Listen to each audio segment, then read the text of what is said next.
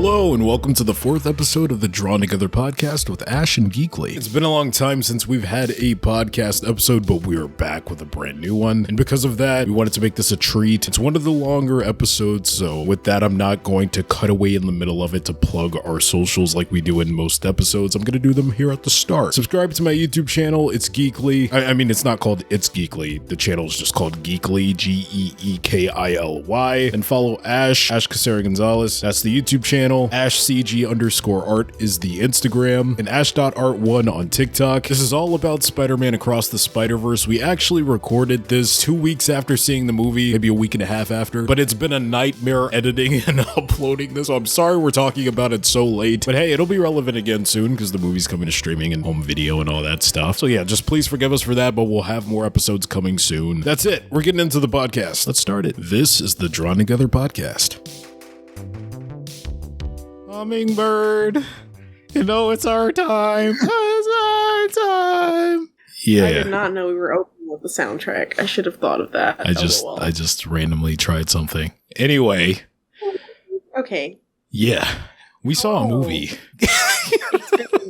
I'm not even addressing the audience. Hi audience, how you doing? It's great. Yeah. So the movie of the century came out 2 weeks ago. It really did. We saw it the day before opening night because we're built different or whatever. I don't know. Real fans. Yeah, we wore our silly outfits and we went to the theater and it was very fun. It was. I cried at least twice. At least twice.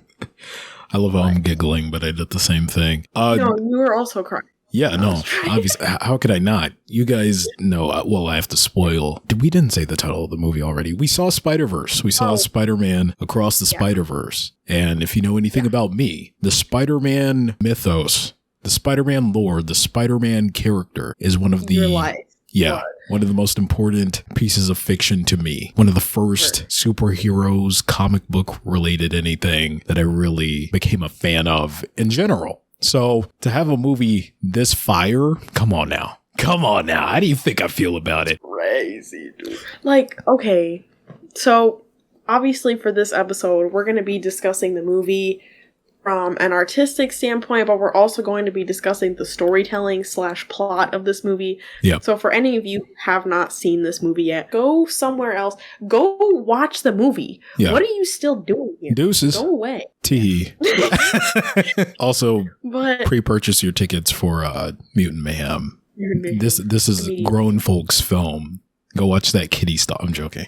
I'm joking. Found out today? What? So I found out the artist who worked on developing the backgrounds for Mountbatten in Across the Spider-Verse is the head of animation for something for the Mutant Mayhem movie. Yeah. So I forget that there's a huge overlap between the artists who worked on Across the Spider-Verse and Mutant Mayhem. The head of the art direction did the first Spider-Verse movie. There are other artists that are kind of a big deal in production there's a huge amount of overlap. Yeah, a lot of that overlap came from the work on Mitchell's versus the Machines, because obviously, you had a lot of the team that worked on Into the Spider-Verse carry over into that film, and then the director of that film got Turtles. So, he took some of those fine working people over onto the Mutant Mayhem train. Choo-choo, but that's for in a few months down the road. Go buy your tickets. We'll talk about it in a month. Yes. But we're here today to talk about this, probably the most incredible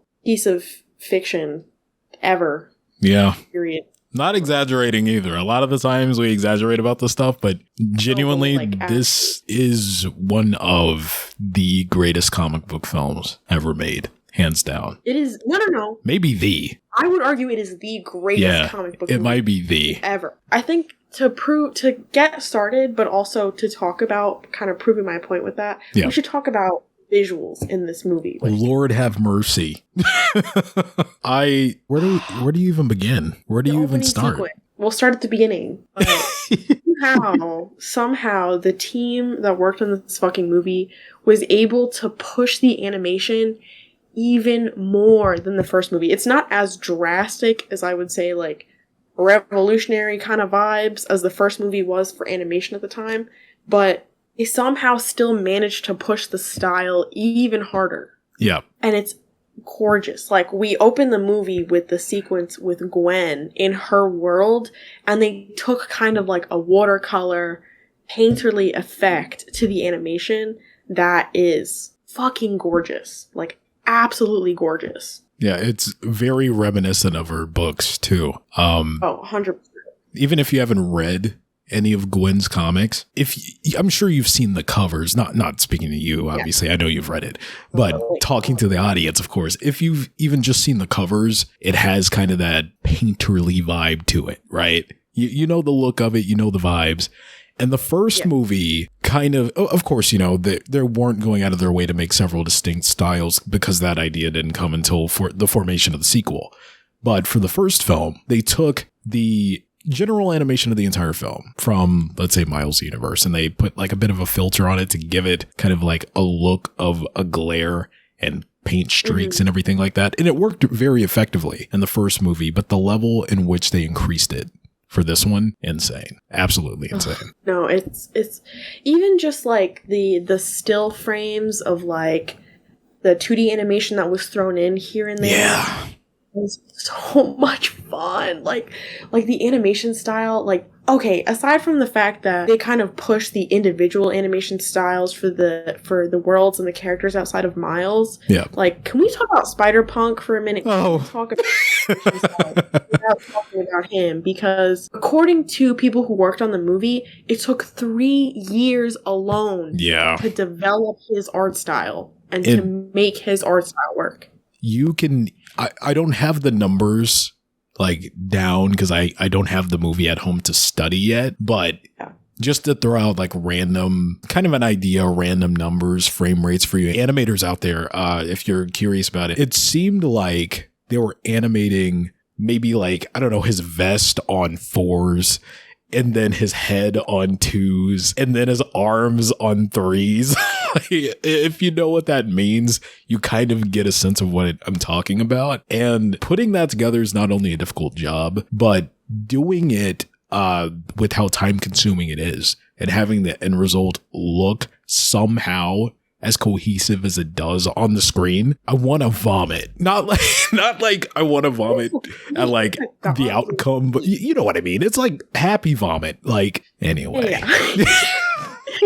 No, it's so incredibly impressive. Aside from the fact that like all the different parts of him are animated at like different speeds and stuff, like the colors change and you go from like a newspaper clipping kind of overlay to like pinks and purples and blues. Like, somebody noticed, I saw somebody who started stringing together clips, and every time he either touches Miles or like interacts with Miles, he turns like pink or purple. Yeah, I didn't even catch that. No, I it's incredible how much I'm actually observing from the movie based on what I'm seeing people pick up on, because there's so much, like, aside from the plot visually, there is a lot to dissect because it's such a gorgeous film. Yeah. And it's so cinematic. Like, it also happened to, like, in my opinion, I keep saying I'm sorry. But in my opinion, it's more cinematic than the first movie. Like, no, definitely. Oh my god, the shots.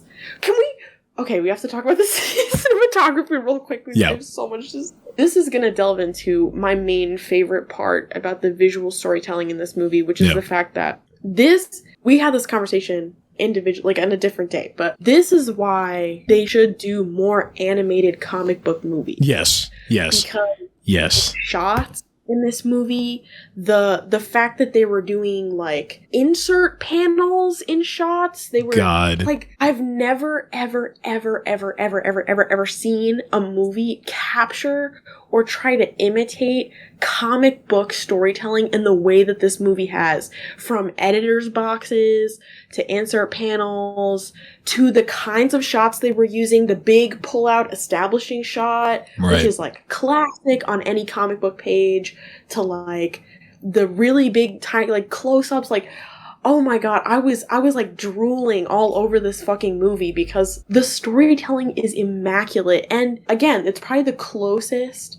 that I've ever seen a film kind of capture comic books as a storytelling medium, because I don't care what anybody says, comic book storytelling is really specific, and as a medium, the storytelling is not really replicable. Like, yeah, there are adaptations for the screen or, you know, for animation and stuff, but comic book storytelling is very, very difficult to capture in any other medium. And this is probably the closest that anything has ever gotten that I've ever seen before, and it's fucking incredible. Like, it's crazy. Absolutely. I think for me, right, again, I gotta go over it again. Spider-Man means a lot to me. I love this character, and it's the character that got me into comic books. It's also kind of the character that's really responsible for getting me into animation in a sense too. So to have a film that celebrates both so heavily, like, it's not just like, oh, all of the praise goes into everything that comic books have done, or all of the praise goes into, oh, this is everything that animation has done, like cartoons and stuff like that. It's both are served so well, all the way down to the point of there is a scene, the whole chase sequence. You know, the shot when Miguel kind of like winds up. He's like coming at Miles. It's right before he like claws the train to go up at him, and Miles is like, oh, are you sure you're really a Spider-Man? When he does that little wind up and then he like releases everything and like his arms kind of go back and everything, there's like a quick flash of a frame, and in the top right corner you can see they intentionally left like the pencil markings of the storyboard number and the editor's notes for like the animators on how to pose it when they like gave the boards off to a different team and stuff like that. It's all left in the movie. I did notice they had those the gesture lines for the spot. In a lot of those like earlier shots of him, you can see the gesture lines where his little character was. I really like when animation does that, and I think it fits really well with the spot too. It kind of, as the movie goes on, they don't do it as much. Yeah. But there are a lot of, especially when Miles and him first start fighting in the bodega, you can see that. Yeah. And I thought that was really cool. I always enjoy when they have that. Especially, I'm sorry, I'm going to go back to Miguel, but the way he's drawn, in comparison to other spider people, his line work is not super clean. It's not. In the sense that you have like pencil lines. Since you brought up Miguel, there was something about him that I haven't seen a lot of people talk about, and it's actually a deep cut comic reference. Again, I have purposefully been avoiding a lot of the online talk about the movie just because I'm waiting for the movie to come to Blu-ray so I can see what I can find upon multiple rewatches. But one thing I noticed the moment we saw the movie, it's right before Miles goes back, quote unquote, home. I want to say it's because Miles, he absorbed like all of the energy out of his suit, right? Yeah. And it left the suit black and red. You get it? Because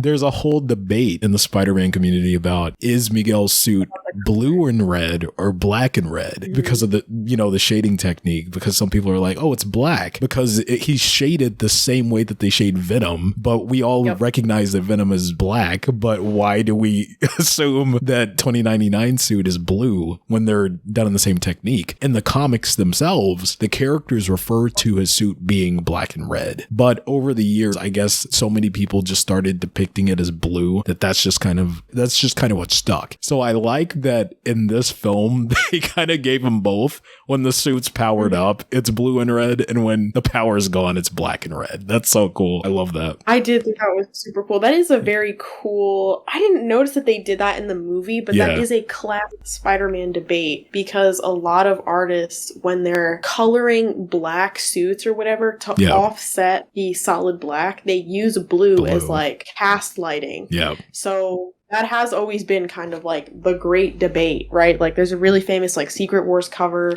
that has Venom suit on it, and it has like blue on it, but it's not meant to be blue. It's supposed to be a black suit with a blue cast shadow. Exactly. That's really fun. I didn't know that it's like that in the movie. Yeah, I was gonna say it while we were watching it, but I was like, I've been leaning over way too much. Oh my god. Another thing that I really liked about Miguel's design specifically, they changed a lot from the after credits scene from the first film. Like, I saw somebody took screenshots from the after credits scene and they put them together so you could see the comparison back to back. And the suit from Miguel's build, like the design of the suit, the red markings on the suit are totally different. And they almost have like a Mesoamerican inspired design for the new suit. And I thought that was really, really fucking cool. It looks so much better. Heritage. Yeah, I agree. Yeah. He's way more imposing and way scarier and like way more intense. Which I really liked. Like as somebody, we're not going to get into his character right now. But his design was really cool, and I think it really complemented his character really well. And they did a good job of revamping him for the second movie. Yeah, his silhouette reminded me of like how Bruce Timm would draw his characters in the DC animated universe. I felt like his silhouette 100%. Would fit in just well in like Justice League Unlimited or something. Batman build. Yeah. Yeah. I can see that. I can see that. But the visuals, okay, here's a theory that I've been seeing floating around on the internet regarding the visuals. Yeah. Specifically regarding Gwen. There is talk amongst people Gwen is actually trans. I know this is like, a lot of people are fighting about this because people are mad. People have pointed out that her color palette in her world is white, pink, and blue. Obviously, as we know, the colors of the trans flag. And has a lot of like, she has a trans flag in her room hung up. And somebody noticed that on her father's police uniform, there's a trans flag pin on that too. But I thought it was really cool. Aside from the fact that like the writing for her character in this movie definitely, I think, is relatable to a lot of trans kids and their experiences with that. Parents, I think that the visuals of trying to imply that was actually really fucking cool. I mean, I think there's like a shot where you see the blue, white, and pink on her hair because her hair at the ends, they dyed it pink for this movie. So there's a shot where the lighting literally looks like the flag on her hair. And that's like, I don't know. I was like, oh my God, are they really gonna do? Like, I don't know. I got really excited. I was like, wow, they might be committing to this. I don't know if they will because state of the world, but it's okay. I think that anybody that sees themselves in her has every right to. But anyway, moving on, LOL. Let's talk about the actual plot of this movie a little bit. I think it's time to get into the actual story because there's a lot to unpack. Alrighty. Everybody who watches, we're not going to rehash the plot for you because you saw the movie in theaters, you know what happens. But I do want to talk about foreshadowing the start because that was the thing that killed me. I remember when they announced this movie, I was like, what? They're doing a sequel? Like, the first movie was perfect by itself. And for like a split second, I thought, oh my God, is this some kind of cash grab? You know, like the first movie did really well. Maybe they're trying to capitalize on the success of the first movie and make another one when I don't really feel that it needs a sequel. Like, it's very good on its own, and I was really scared. But before we went into this movie, we rewatched the first one, which, a classic. I love that movie. Yes. It's incredible. Perfect. To this day. I don't care. But looking back, like, rewatching the first movie and then immediately watching Across the Spider-Verse, basically immediately after, I was like, wow, they've been planning this the whole fucking time. Like, the first thing that I remembered, Miles gets bit by the spider, it was like glitching out. And when I first watched the movie, my thought was like, oh, this is just like a stylistic choice. I thought it was just like a plot-driven moment. I was like, oh, this is just supposed to imply that the spider is like radioactive or some shit. Like, I didn't think much of it other than it's a stylistic / visual storytelling choice that doesn't actually hold that much bearing. And it has 42 on its back. Yeah. So in this next movie, when they're like, oh yeah, like, it's from another dimension, I was like, what?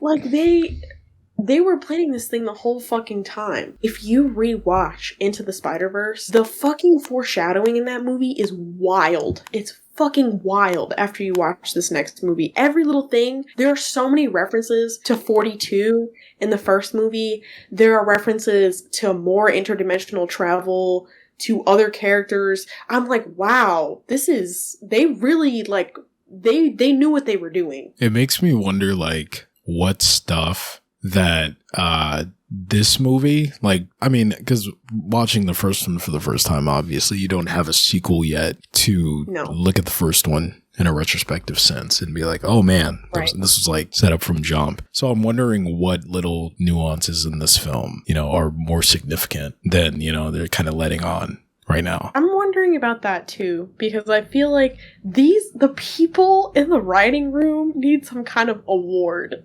because the way they just blindsided everybody, like, everybody's gonna be in the same kind of way. Like, we're all gonna look back and be like, oh, wow, so that's what that meant, actually. Like, It seemed like a benign situation, but actually it's the everything situation. I could fully see that happening when the next movie comes out next year. If it comes out next year. Speaking of everything, have you seen the bagel parallels to Everything Everywhere All at Once? I have! Oh my god. My second favorite multiversal movie, there were a lot of references. Aside from the fact that the Spot's whole spiel is getting hit by the bagel, there's a billboard in the background of a scene. I saw that, yeah. That says, like, everything all at once or something with a bagel on it. Yeah. There are a lot of references to bagels. They're connected. This other movie. Real recognized real, I guess, because these are officially... Across the Spider-Verse is now my first favorite multiversal movie, but Everything Everywhere All... It takes a lot for me to agree to dethrone Everything Everywhere All at Once, because that movie changed, like, the whole trajectory of my life. Across the Spider-Verse has officially dethroned it as number one. Yeah. So... My number one is this, my number two is Into the Spider-Verse. That's valid. Yeah. That's valid, I guess. We're not going to get into this, but anyway, the foreshadowing in this movie is fucking batshit. And then, okay, speaking of which, let's actually talk about, in that vein, let's talk about what our theories are for the next movie. Okay, you have to flashpoint it. I feel like that's the only way. I feel like it's going to be a flashpoint situation, but not to where Miles is going to reset everything. I feel like he's going to make it to where Earth 42 Miles becomes Spider-Man. Maybe at the expense of him losing his powers. I don't know how you bring in time travel necessarily into this. The only thing I can think of is in the first movie, Gwen, when she came to Miles' universe, she came a week prior. Why? That was kind of random. I feel like that's going to kick our butts in the next movie because they still haven't fully done anything with that. That's what makes me think that has to be a window open for time travel. Yeah. So the only thing I can think to settle everything, Miles gives up the spider back to its rightful home. That universe's Miles gets bitten, becomes Spider-Man. It sounds like a sad ending because it's like, oh, so the Miles that we've been following just isn't Spider-Man? No, I think that, Blonde Pete is just going to live out the rest of his days as Spider-Man as intended. It'll get to the point to where he dies and our Miles still gets bitten, but by a different spider that's actually native to his world. So you think he's going to restart as Spider-Man after they flashpoint it? Yeah, I do. Okay. So this is where we completely go off the deep end because I have a completely opposite theory to you. Okay. Basically. In the sense that I think the concept of this canon thing is a load of bullshit, actually. I think Miles is in the right. I am full on, like, Miles, you can save your dad. You can do it. One of his parents is going to die. Like, I have a bad feeling, like, going to happen. Yeah. Especially after the fucking conversation that Miles has with his mom. Yeah. I feel like they might kill his mom, low-key. Yeah. I don't know if I can emotionally handle that. I will break down horribly, but I feel that one of his parents might still die. But I do think the canon thing is a load of hooey. Like, I think it's bullshit. Yeah, I'm kind of with you to where I think the whole point is for Miles to defy the destiny, quote unquote. Kind of like what Tom's Peter did in No Way Home by saving the villains from their fate. Yeah. However, it's like from the point of like, I think it's going to end in a way where Miles defies the canon. Maybe he saves both of his parents, or maybe the mom dies. But either way, I feel like there has to be a level of giving up power and a level of defying the canon, because I feel like it would be messed up to resolve this without Earth 42 Miles getting what was, meant to be his. Yeah. I feel like it would be kind of messed up not to give that a bow, like tie that up with a bow for the sake of our Miles, just because he's the one we've been following. But also on the flip side, when it comes to who was in the right between the Spider Society and Miles, I'm more on Miles' side than anybody else's. If I was in the same situation, heck yeah. And I don't agree with the way that Miguel went about it, but at the same time, I kind of get it. Anyway, I kind of get it. I don't think he should have done what he did. And I don't blame Miles because he didn't know, but because of what he did, now Spider-Man India's entire universe is at stake. Here's my spiel. Yeah. About Miguel's fucking sob story. Something about that shit, something about his story, it's kind of fishy. Oh, you think he's manipulating this? Yeah. I don't. No.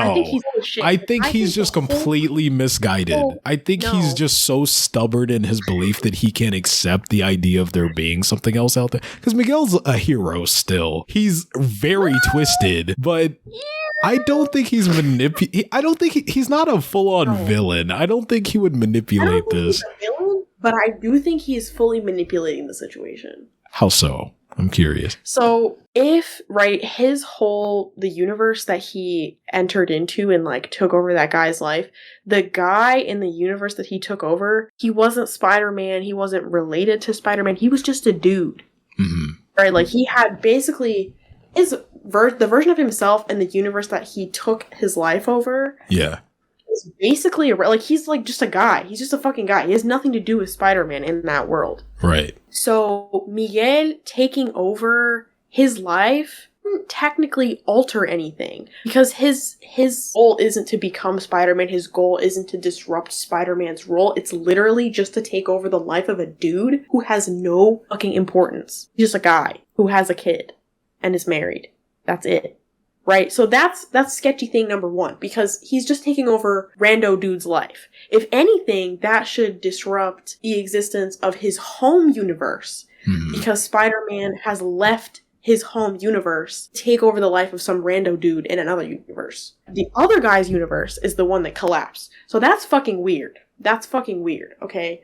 That's sketchy thing number one. Mm-hmm. Number two, Mayday Parker. Her existence is literally proof that the canon is bullshit, in my personal opinion.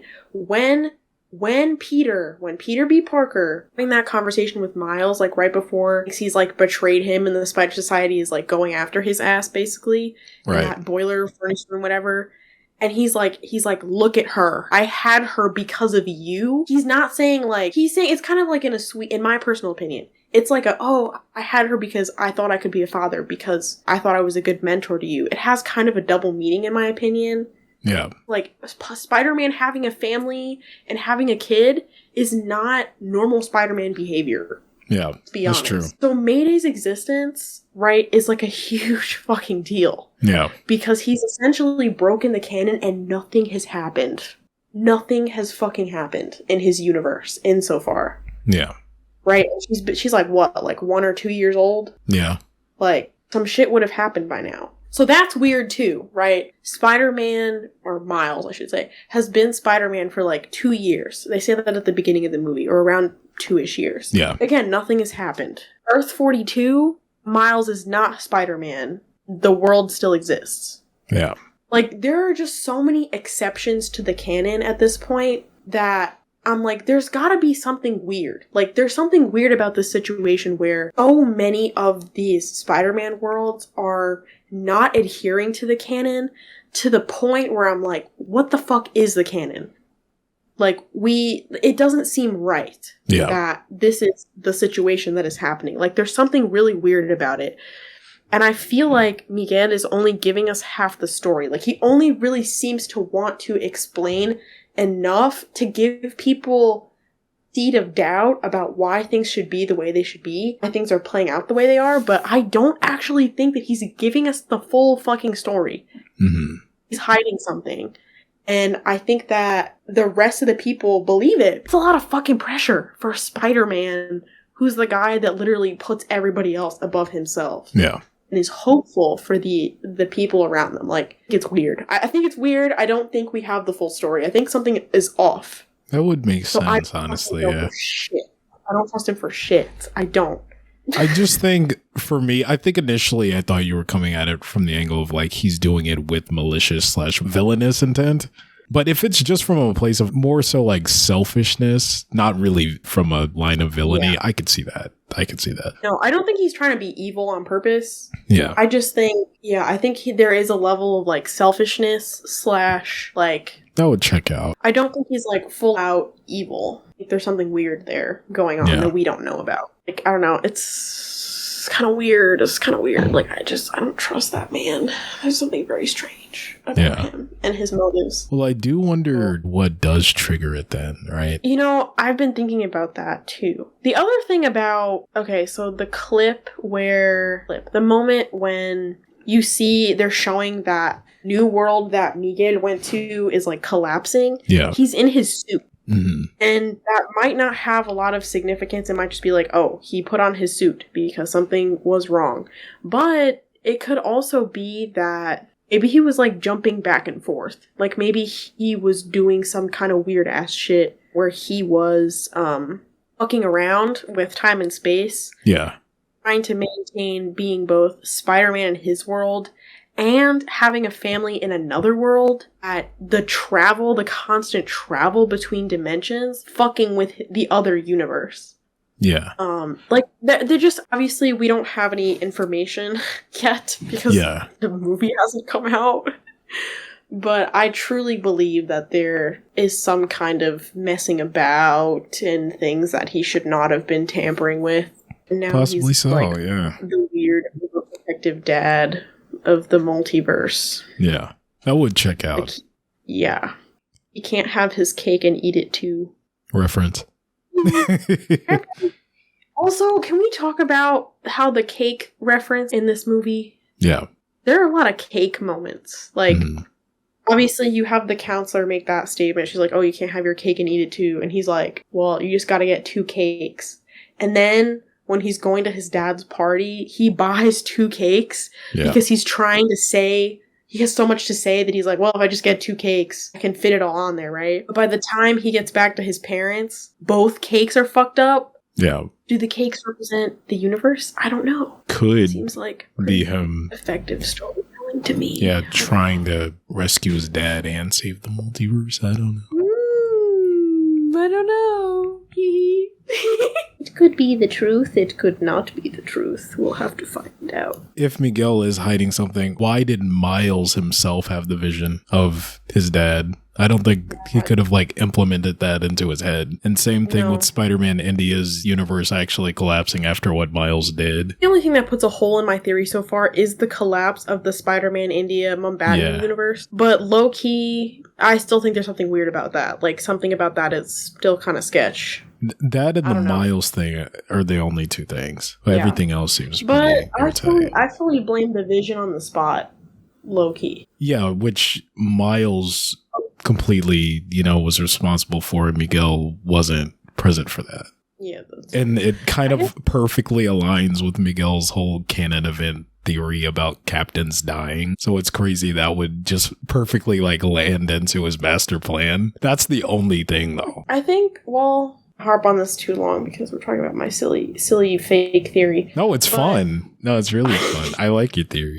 But I feel as though, I don't know, I feel like maybe there is some truth to the canon thing. Like, I'm sure that the canon is sort of like a guideline for the universe to abide by, but I don't think it's as serious as Miguel claims that it is. I guess is more elaborated version of my theory. Yeah. I don't think it's that deep. Yeah. I think the canon I think he believes it so much that he's just not comprehensive of the fact that it could be defied. I guess I don't know. Guess we'll find out in 3. I think he did something fucked up and is deflecting blame and or can't accept that he did something so fucked up that he's blaming it on breaking the canon. Yeah. I think he needs to go to therapy, actually. Yeah, what it is. Man's needs, which is it's right down the hall. Yeah. Let me guess. He died. Yeah. Let me guess. Anyway. You know what we should talk about? What's that? The Spot. Let's talk about The Spot. What are your feelings? How are you feeling? He was really entertaining in the first act, but to a degree to where I was like, is he really going to be the main villain? Yeah, I kind of felt that way too. Yeah, it wasn't bad. It was just like, this feels like movie opener villain and not main villain. To see, just to see the Spot kind of grow into what he did was really cool by the end of the movie. His motivations are really simplistic. And while I don't think it's as compelling of a story or as engaging as what they did with Fisk, I feel like it is a cool parallel to Miles and his place as being a Spider-Man if he's willing to live up to a title like that. You know, him being an anomaly, the Spot being a villain of the week, and them trying to forge their own paths to be the greatest hero, the greatest villain. I think it's a cool parallel. I agree. I don't know. I heavy on the weak motivations thing.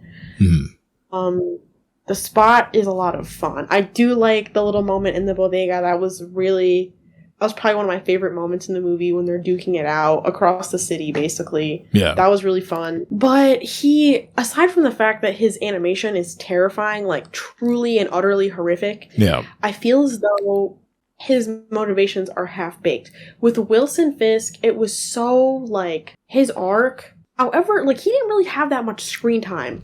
I'm gonna be honest with you. Like, he got way more screen time with Uncle Aaron than we ever did with Wilson Fisk, despite the fact that he is technically the big bad in the first movie.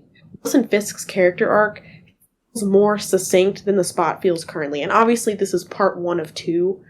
So I'm assuming that the Spot's going to have a crazy arc in the next movie, or at least we'll see a really interesting conclusion / explanation of the first half. Yeah. But as it stands now, I do feel that the Spot, he's just kind of like, I'm fucking evil because I'm bitter. And I want to take like it seems like a very basic villain plot. Yeah. And that kind of disappoints me because I like when Spider-Man gets villains that have, I don't know, I like a more complex villain. I like a villain that has a little bit more gray area. Yeah.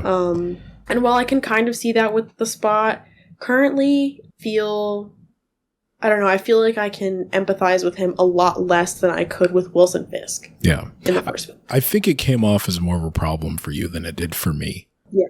Even coming out of the theater. Because, I mean, it's, to me, the way that I took it, I didn't feel that it was necessarily a weak motivation. I just felt that it was very simple. Yeah. And that was fair. I feel like it was nice, I guess, due to all the complexity we're being fed with.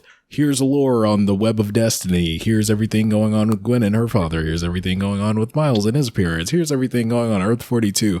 Having the villain have something simple enough to latch onto, I felt contrasted well against all of the world building they had to do in this movie. And just the understanding of, it's very subtle, but I kind of feel like this is what I think Amazing Spider-Man 2 wanted to do with Electro. Yeah. Where the Spot is introduced and he's had to turn his life around to a place of crime. And yes, it's played up for comedic effect in the early goings, but when you really think about it, when he explains his origin and everything, he had a good job. He was doing pretty well for himself. And then this kid gets bitten by a spider, throws a bagel at him, and alters his entire body to where he loses his livelihood. And he's doing what he can with what he has just to turn around and be called a villain of the week, like he's not important. Like, it's subtle, but it's enough for me to be like, okay, I get it. I get why you would have a vengeance against this dude. Part of me is just like, this is the most insane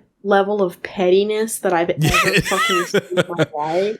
But I almost can't take him seriously. Like, I take him seriously and he's fucking terrifying. By the end of the movie, I'm like quaking in my boots practically. But as he's starting to build up momentum, I'm just like, this motherfucker is petty. Yeah. He is so fucking petty for no reason. Like I think obviously he has. I'm sorry. Yeah, no, you're fine. Go ahead. I was going to say, I think if they had more moments of him, because I think Spider-Man movies are the best thing to reference when talking about this kind of stuff. Yeah. If they gave the Spot, with just as much comedic moments as we had with him, if they gave him a scene all to himself, like a Sandman Spider-Man 3 moment, where Yeah, I it's can just see that. visual storytelling. Like, what's heartbreaking about the birth of the Sandman scene in Spider-Man 3? There's no dialogue in that whole sequence, but you feel the pain and why he hates Spider-Man through one animation. And that's when he goes to reach for a locket of his sick daughter and his hand just turns into dust and he can't even grab it. It's like Spider-Man and like that's, I mean, granted in that movie, that wasn't Spider-Man's fault, but in this case, right? Like have the Spot go to do something like a simple action that he's very passionate about, and because of how his body was altered, he can't do it. That's enough for me to be like, oh man, that's terrible. You know, but I guess since he didn't get that moment, it kind of lessens his character a bit for some people. Again, I'm fine with what we got. I'm totally fine with what we got, but I feel like that would have given him an extra layer, even if it was just like one scene. No, actually, now that you've said that, I think that if they had included something like that, because again, what I like about a villain is that to some extent, I can empathize with the villain. Like, you know, like their motivations may be fucked up and like what they're doing fucked up, but like I'm a sucker for a good, I got ripped from my family, so now I'm gonna go off and do some fucked up shit to try and remedy that situation, which is why Fisk is like, to me, is more compelling, because you get those moments, like you said, there's more visual storytelling. You get the whole scene of Vanessa dying. Exactly, on the train. So, you know, again, now that you've said that, I think if they had included something like that for the Spot, because every time he brought it up, it was still kind of under like a comedic light. Yeah. Like he was sort of making fun of himself, cracking jokes as he's being dramatic. Right. So you're kind of, I don't know, I felt a little blindsided when he goes full on, I'm gonna kill your fucking parents. Yeah, that's true, yeah. Okay, kill, like... God. I don't know. I think he's gonna be... I think I just have to be patient, and that in the next movie, his character is gonna go from terrifying to batshit insane. Yeah. Scary. So I'm not a hater. I love him a lot. I just think he needs more work, which we'll probably see. Another character that I want to see who was played up for comedic value in this film, but I think could use a bit more character to like go from like, oh, you were kind of bumbling at first, but there's something to you. Ben Reilly. Yeah. I feel like they're going to, you know, Spider-Man noir him. So, Ben Reilly, look, I'm going to be honest with you. I'm not a Ben Reilly fan or anything, but... I kind of liked what they did with him. No, me too. I don't have a problem with it. I know some people hate it. I'm not a Ben Reilly fan like that, but to me, they didn't do anything to him that they didn't do to Noir, right? Like, Spider-Verse Noir is a more comedic take on the comic book character. It takes the tropes of Noir and makes a parody out of it. They did the same thing with Scarlet Spider. The only thing is we spent more time with Noir and we got tender moments of him saying, I love you guys, which makes us like him. I feel like if they give him just a couple scenes like that in the next one, people might shut up about him. So. Look, I know the fanboys are mad because they took Scarlet Spider and they made fun of the fact that he is the most 90s motherfucker ever. Yeah. But I thought that was really funny. Me like, too. as somebody who's been studying comic books and doing comic art for, like, seriously for the last year, the amount of inside jokes I have with my friends and, like, all my art professors and stuff about how batshit and, like, anatomically incorrect 90s comic books are. The muscle joke, that took me out. I was like, this is too funny. Like, they're self-aware as fuck. It was great. Yeah. It was perfect. I was like, this is perfect. I love this. I thought it was really funny, and I know the fanboys were mad, but I legitimately thought it was good. If we only see him for this movie, and that's like the end-all be-all situation of Scarlet Spider appearing in the movies, I'm okay with that. I can die happy. I'm fine. Teehee.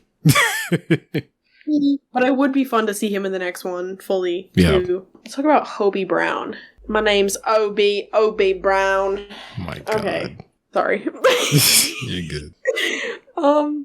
So Hobie, this is an interesting take on him. As somebody who loves the Spider-Punk comics and knows a lot about Hobie, but also has personal experience with the punk scene and punk culture, Hobie is interesting. I love him so much.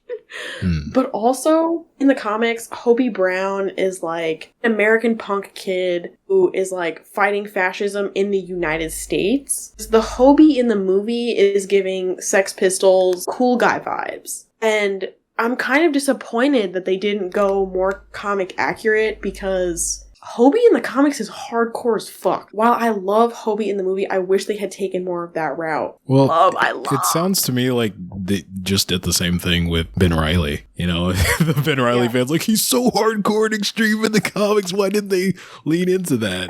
It's just the nature of Spider-Verse at this point. I kind of agree with that. Yeah. I don't know. I think it's funny.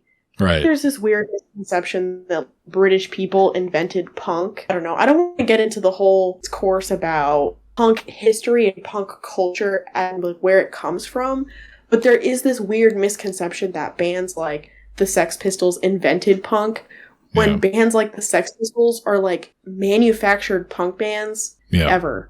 Like, I don't want to get into it, but the Sex Pistols were literally boy band. Almost the way that they were managed and the way that they gained popularity in the scene, from having like collaborating with designers like Vivienne Westwood, there was a level of commercialization for music and their popularity that doesn't actually align with the traditional punk scene. Yeah. So I did think it was an interesting choice that they made him British, but again, it comes with that misconception.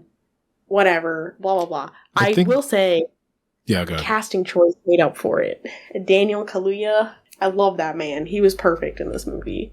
He was so good. I thought they just tweaked it because of Daniel. Honestly, either way, I like his character. He still has that, like, fuck the government, fuck capitalism vibes. Just think, okay, he was like the realest person in the Spiders. Yeah. That was the other thing that I was like, I forgive everyone. Because he was the only one that was like, Miles... Use your palms. Do what you want to do, buddy. Like, here's all this shit that I stole for you, and go fuck some shit up, dude. You can do whatever you want. Like, he's fully supportive. I love him anyway, because he gives a fuck. He's like the realest member of the Spider Society, so I have to give it to him. Right. Yeah, he's pretty epic. I just think it's, I don't know. I'm kind of bitter. Okay. I'm being annoying, but it's fine. We should talk about Miles, though, actually. Yeah. I know this episode is getting, like, mad long, but I do want to talk about Miles. Yeah. Since he's, like, the protagonist. Right. The head honcho, the main guy, the little dude that we're following. It's funny, prior to going into the movie, you said that you'd heard from a lot of people that he was going to have, like, an arc. And that definitely, like... I went into the movie after you said that to me, and I was like, yeah, he had a fucking arc. Like, hardcore. He doesn't feel anything like the Miles in the first movie by the end of it. He still, of course, doesn't fully, feel like Spider-Man proper just yet, which I'm sure we'll get that by part 3. But, you see a lot of hints throughout the movie that he has grown, but obviously he still has a lot of work to do with his first encounter with the spy and the little kid being like, I don't think I want his costume anymore, or him swinging with Gwen, but purposefully staying behind her so she doesn't see him messing up and stuff. Like, it's cool to see stuff like that. He's confident in it, but on the Spider-Man side of things, he still has things to work on. And I really liked, just from Miles as a character, a lot of the character work with him and his parents, because a lot of the conversations that were done there very easily could have become, you guys just don't understand, teenager bratty attitude, or parents that don't understand anything, come off as stupid. But I think they wrote them both with equally fair amounts of us as an audience understanding where they're coming from, but also giving them both equally enough amount of fault on both sides. I think it was very equally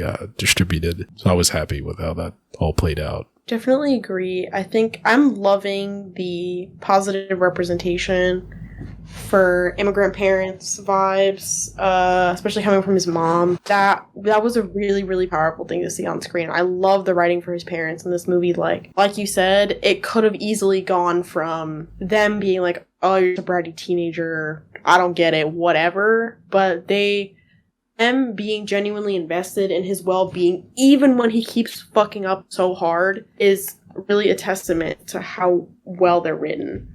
And I do really, really love the struggle that he has. It's a classic Spider-Man thing for him to not be able to balance everything going on in his life. For him to feel very alone and want to tell his parents about the kind of weight that he has on his shoulders just so he's not the only one in his little bubble. But he also understands the risks. Like, he's definitely 15 in this movie, but he has a lot of maturity. He's really level-headed, and he's making classic Spider-Man dilemma choices. And he's handling it with a lot of grace. And I really appreciate that, personally. But you can also, the crippling loneliness that this man is going through. Yeah. Like, the whole time. Like, you really feel that.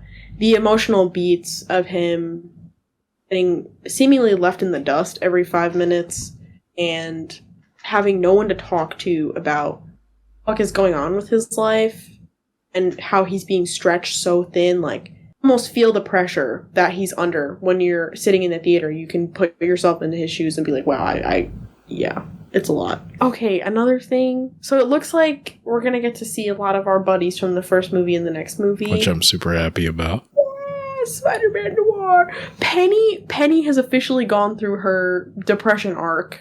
Yeah. Bro, she was so sad.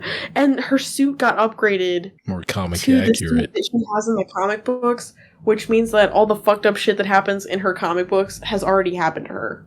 It's really sad. Yeah. So I'm interested to see what she's like. She's also super emo. Yeah. I am excited to see a Japanese Spider-Man in the next movie, though. Yeah. I want to see Christopher Daniel Barnes come back. Yes. Animated series Spider-Man, 90s. Again, you are much more aware of the things in that show because I did not watch that show coming up. And I also, technically, I know probably even less about Japanese Spider-Man, but I've seen like 3 clips and he has my whole heart because he's excellent. He's so cool. It would kind of be weird, now that I think about it, not to have Christopher Daniel Barnes return from Spider-Man the Animated Series, because if I'm not mistaken, that show was the first time they fully went in on the Spider-Verse concept. Because the series finale... Oh, I'm sorry, what's up? Right? No, I just said it wasn't 2099 in that show. Ben Reilly was. I'm thinking of something else. Never mind. But the series finale of that show literally did the Spider-Verse before the comics did, if I'm not mistaken. Oh, shit. Yeah. So that would be weird if he's not in that, considering he's the first one to meet alternate universe Spider-Man. That's fully true, actually. Didn't even think I'm excited. I hope he has a pretty big part in the next movie, and he's not just like a 2-second cameo. Yeah. He has a solid amount of screen time. What would you rate this movie? 10 out of 10. What do you mean? Come on now. Not higher? Fine. Bagel out of 10. Bagel out of 10? Yeah. I would rate it an empanada from the Spider Society cafeteria out of 10. Across the Spider-Verse earns a 20.99 out of 10. Perfect. Exactly. 100% what I was going for. Nice. See it if you haven't. Go watch it in theaters now. Thanks for tuning in, folks. This episode was kind of a decent. We had a good time. We did. Yeah. Yeah. Yeah. Yeah. Yeah. Okay.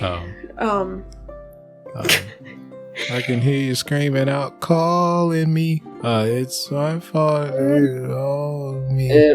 Bye. I'm about to go Peter Parker. Let's go. That was goofy.